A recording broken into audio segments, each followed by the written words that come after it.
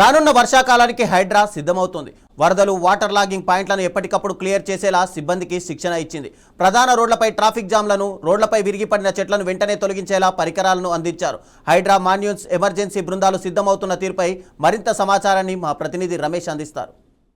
వర్షాకాలం ప్రారంభమవుతున్న నేపథ్యంలో వరదలకు సంబంధించి సహాయక చర్యలకు ఫీల్డ్లో ఉండేందుకు సిద్ధంగా ఎప్పటికప్పుడు హైడ్రా బృందాలను సిద్ధం చేస్తున్నారు. ముఖ్యంగా హైడ్రా సిబ్బంది ఫీల్డ్లో దిగి ఏదైతే వరదలు కానీ, వాటర్ స్టాకింగ్ పాయింట్స్ కానీ, లాగింగ్ పాయింట్స్, వాటర్ ఎక్కడైతే డీసిల్టింగ్ కోసం ఉపయోగపడేలా ఈ వస్తువులను అన్నిటిని ఉపయోగించినటువంటి పరిస్థితి ఉంది.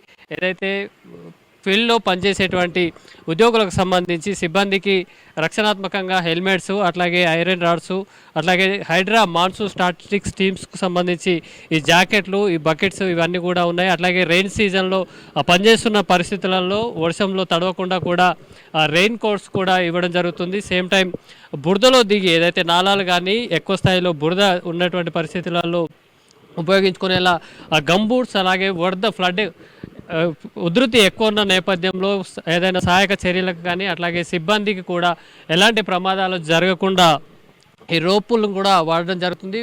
దీనికోసం సిబ్బందికి ఏదైతే హైడ్రా సిబ్బందికి కూడా ట్రైనింగ్ ఇస్తారు. అట్లాగే వరదల్లో కొట్టుకుపోయినటువంటి చిన్నపిల్లలు కానీ ఇతరులను ఎవరైనా కాపాడేందుకు సేమ్ టైం లైఫ్ జాకెట్స్, అట్లాగే కట్టర్స్, ఏదైతే మొక్కలు, చెట్లు విరిగిపడిన పరిస్థితులలో పెద్ద కొమ్మలు విరిగేటప్పుడు కూడా వాటిని కట్ చేసేందుకు ఏదైతే బ్యాటరీకి సంబంధించినటువంటి ఈ రంపాలు ఇవన్నీ కూడా ఏర్పాటు చేయడం జరుగుతుంది. పనులు జరుగుతున్నప్పుడు ట్రాఫిక్ సమస్య, ముఖ్యంగా ట్రాఫిక్ పాయింట్లలో జంక్షన్ల వద్ద డిఆర్ఎఫ్ సిబ్బంది పనిచేసేటప్పుడు ప్రమాదాలు జరగకుండా ఈ కోన్లను కూడా ఏర్పాటు చేయడం జరుగుతుంది. ఏదైతే ఎక్కువ స్థాయిలో వాటర్ నిలిచిపోయినప్పుడు ఏదైతే కాంప్లెక్స్ బిల్డింగ్లలో కానీ, ఏదైతే సర్కిళ్లలో, ప్రధాన రహదారుల మీద వాటర్ నిలిచిపోయినప్పుడు త్వరితగతిన వాటర్ డీవాటరింగ్ చేసేందుకు కూడా ఈ వాటర్ పంపులు వాడుతున్నారు. ముఖ్యంగా గతంలో 6 HP కానీ 2 HP వాటిని వాడేవాళ్ళు. ప్రస్తుతం వీటి కెపాసిటీని పెంచి 10 HP పంపులు, అట్లాగే 12 HP వాటర్ పంపులు అయితే చేయడం జరుగుతుంది. వీటికి సంబంధించి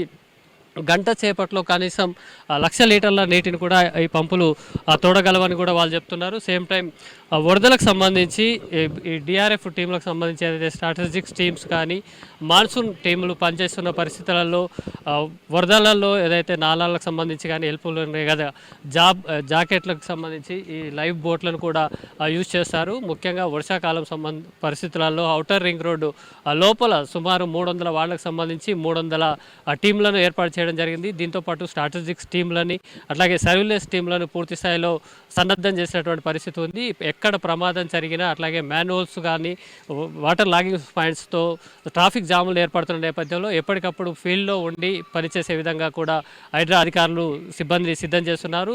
దీనికి సంబంధించి ట్రైనింగ్ను కూడా ఇప్పటికే పూర్తి చేసిన అధికారులు అయితే సిబ్బందిని డిప్లాయ్ చేయనున్నారు. రానున్న రోజుల్లో వర్షాలు మరింత పెరిగే పరిస్థితులలో ఎప్పటికప్పుడు సహాయక చర్యలు చేపట్టేందుకు కూడా